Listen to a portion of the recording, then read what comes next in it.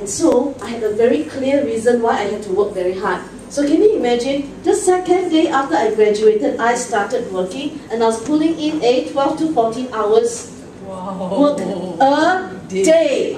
And as if that is not enough, I went to my boss and I told him I was doing a lot of boss management so I could go for increment and promotion every year. So when all my peers were having their increment of 100 Singapore dollars a year, I was doing about 300 to 500 a year. So this is this little trick that I want to do. How many of you are still working for people?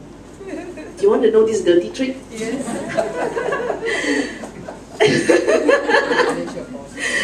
I will send out resumes every year to all the competitors, and then I will tell them that I'm available for the market again, and then this is what I'm getting. Offer me something so that I would want to come and work for you. And they would always give me something like $300 to $500 more. Wow. And then this is where the dirty trick comes in. I mean, I don't know why, but I went to my boss and I took him for lunch. I said, come boss, let's go for lunch. And I always bring him to somewhere that is nice, which I know he will always pay. And then I told him, boss, you know what? I got headhunted by this company who wants to pay me this much of money for doing this piece of work. Do you think you can match? If you match, I will stay. And guess what? He always matched and I always get to stay with my lovely colleagues. I never wanted to leave. All I want is just to have an increment the way I want it. So every year I did that. Do you like the dirty trick? You'll do it, but don't quote my name, okay? Don't say on Facebook. So that's what I did for 5 years of my life. And I was very clear. I had this very big vision in my life that I want to go into business when I'm 25. And so I know I only have a 5-year window to earn as much as I could to raise my own business capital. I know very clearly that my vision is to see myself totally free of the employment world and I'm running my own business. Not knowing that running your own business is not actually the best thing in the world. I didn't know that. I mean, I thought running business is glamorous, you know. People ask you, what do you do? I'm a businesswoman. But come on, it's not as easy as it sounds. You know, we all have these girly dreams. So I had those dreams as well. So can you imagine, I was working 12 to 14 hours a day. And that is still not enough for me. I was such a slave driver for myself that I went to my boss and I said, give me a computer. I'll bring work home. And he gave me this latest model of compact computer, this tiny little stylish, sleek notebook that I carry home, and I was so proud to show off to my family members that, guess what, my boss loves me so much, he gives me this latest design. And because he gave me this latest design computer to bring home, I get calls at 2 a.m. in the morning, 4 a.m. in the morning, on Saturdays, on Sundays, and then when I was having on my holiday. So I get calls all the time. In the beginning, it is like fun. Oh, I am so important in the company that I get calls even on those times. But then later I realized, it's not that fun after all. Why am I getting calls when I am on holiday? So I decided, okay, what is time check now? I am now 25 years old. It is time to get out of the rat race. But that happened when Singapore's economy was right at the bottom, and I was afraid. I chickened out and I told myself, it's not time to go into the business world. Let's take one more year of time and earn some more money. So this 1 year became 2 years, became 3 years. So when I was 28 years old, I had a look in the mirror and I asked myself, Jack, what on earth are you doing? Have you allowed your salary, have you allowed your job to buy over your dream? How much is your boss paying you for you to say, okay, I will forego my dream? And I realized that, what on earth is happening to me? I have allowed someone to pay me a monthly stinking salary to say that it's okay for me to give up my dream.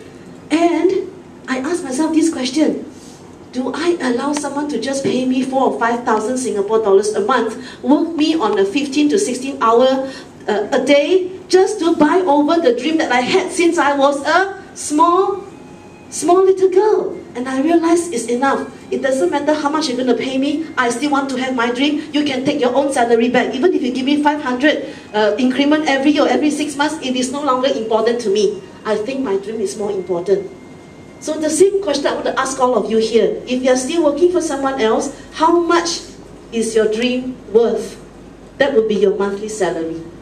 Someone has paid you a certain amount of money every month, and you've allowed yourself to surrender your dream based on what you're getting on a monthly basis.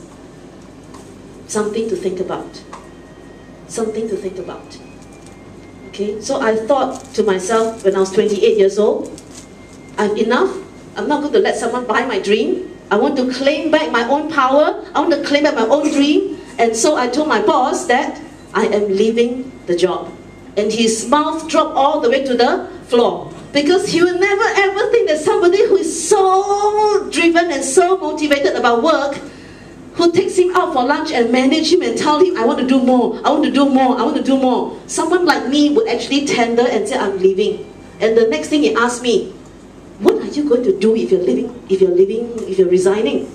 And I said, I am going to go into an MLM business. And his jaw dropped all the way to basement 5. From ground floor to basement 5. And he was looking at me, he was so shocked and so surprised. And they looked at me, what? You are leaving this executive position to go and join an MLM business? Are you out of your mind? It's okay, I'll keep the position for you. When you regret another 1 month, then you can come back. And I said, no, you don't know me well enough.